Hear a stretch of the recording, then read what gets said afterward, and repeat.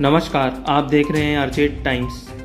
अशोक गहलोत की मुसीबत बढ़ी। छात्र की मौत से एक बार फिर राजस्थान में दलितों की स्थिति उजागर हो गई है।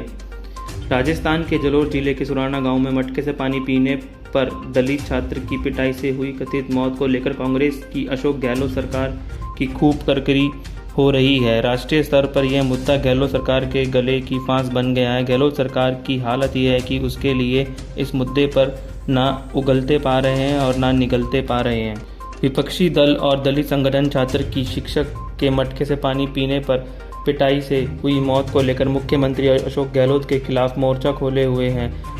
मृत छात्र इंद्र कुमार के गांव सुराना में देश भर से दलित नेताओं और राजनीतिक दलों के नेताओं के दौरे ने गहलोत सरकार की मुसीबत बढ़ा दी है। हालांकि पुलिस ने इस मामले में आरोपी शिक्षक और अन्य लोगों की गिरफ्तारी की है।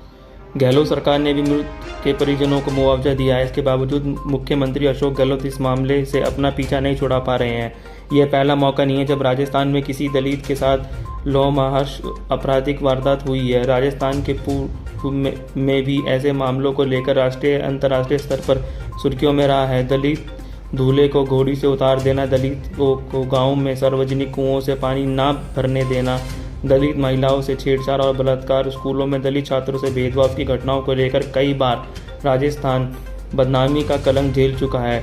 इसमें सबसे चरित्र जयपुर जिले की बबरी देवी कांड रहा है। सामाजिक कार्यकर्ता बबरी देवी को गांव के लठैतों ने सबक सिखाने के लिए बलात्कार किया। यह मामला अंतर्राष्ट्रीय मीडिया में सुर्खियों में रहा। दरअसल राजस्थान राजा रजवाड़ों का राज्य रहा है। उस दौरान दलितों से अत्याचार की घटनाओं को सामान्य माना जाता था। आज़ादी के बाद कानून बनने से दलित के हालात ज़्यादा नहीं बदले। इसके बावजूद इस मुरू प्रदेश में ज़्यादातर समय कांग्रेस का शासन रहा है। कांग्रेस प्रबंध से ही अपने दलितों को हितैषी घोषित करती रही है, जबकि दलित से सार्वजनिक जाति और अत्याचार भी कांग्रेस के शासन में ही हुए हैं।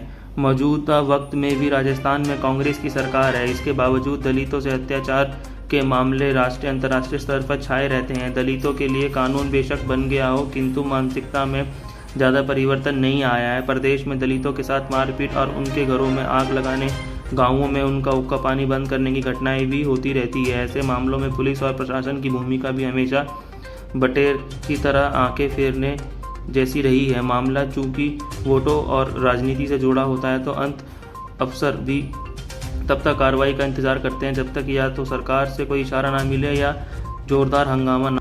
दलित छात्र की मौत के मामले में भी काम बेशक यही हो रहा है। पहले छात्र की मौत को सामान्य बताने का प्रयास किया गया।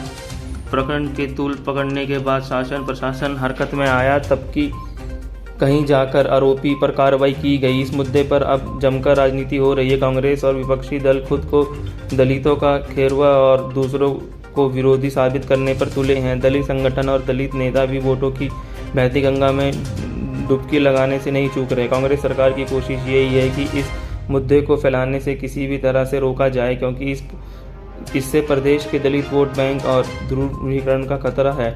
यही वजह रही कि भीम आर्मी के मुख्य चंद्रशेखर आज़ाद को पुलिस के मृत के गांव नहीं जाने दिया। स्कूल छात्र की मौत की घटना के विरोध में कांग्रेस के एक दलित विधायक ने इस्तीफा देकर मुख्यमंत्री अशोक गहलोत के लिए नई मुसीबत खड़ी कर दी। दलितों को कांग्रेस का परंपरागत वोट बैंक माना जाता है। इससे घटना से इसमें सधे लागने के असर बन गए हैं। ऐसा नहीं है कि दलितों के साथ राजस्थान में हुई जाति और अत्याचारों के लिए सिर्फ सरकार और स्थानीय प्रशासन ही जिम्मेदार हो। मानवाधिकार और महिला आयोग जैसे संवैधानिक संगठन की हालात भी कठपुतली जैसी है। ऐसी घटनाओं के बाद ये संगठन तब तक सक्रिय नहीं होते जब तक सरकार का इशारा नहीं मिल जाए। दरअसल इन संगठनों में राजनीतिक नियुक्तियां होती हैं। मुख्यमंत्री के कृपा पात्रों को ही संगठनों में स्थान मिलता है। ऐसे में इन संगठनों के पदाधिकारियों में इतना साहस नहीं है कि सरकार का किसी तरह से विरोध कर सके। यह संगठन अपनी नाक बचाने के लिए तभी सक्रिय होते हैं जब पानी सिर से गुजर जाता है। ऐसी घटना घटित ना हो, इसके लिए इन संगठनों ने कभी धरातल पर गंभीरता प्रयास नहीं किए गए हैं। अन्यथा आए दिन दलितों पर होने वाले अत्याचारों की नौबत ही नहीं आती। सरकार और प्रशासन इन संगठनों को लोच मात्र में भय नहीं है। हालांकि इन संगठनों के पास सीधे कार्रवाई करने का कोई कानूनी अधिकार नहीं है, किंतु ये अपनी रिपोर्ट को सार्वजनिक करके ही सरकार की फजीहत करा सकते हैं।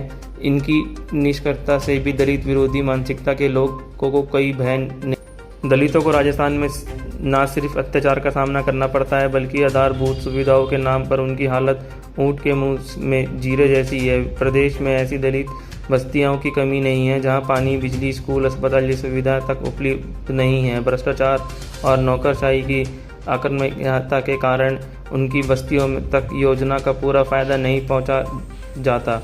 आज़ादी के बाद से तकरीबन कांग्रेस का शासन होने के बावजूद प्रदेश में दलितों के जीवन स्तर में कोई क्रांतिकारी परिवर्तन नहीं आया है। गाँव के हालात भी अभी तक भी दलितों के लिए दलदल बने हुए हैं। सरकारी योजनाओं के फायदे दलितों तक दिखावे के तौर पर ही पहुंची है। शिक्षक की पिटाई से स्कूल छात्र की मौत प्रदेश में दलितों की हालत की एक बनागी भर है।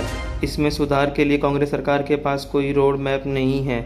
गहलोत सरकार की मौजूद नीतियों से ऐसा नहीं लगता कि आगे भी इस घटना को पुनरावृत्ति नहीं होगी। बहुत बहुत धन्यवाद। आरजे टाइम्स को देखने के लिए लाइक सब्सक्राइब जरूर करें।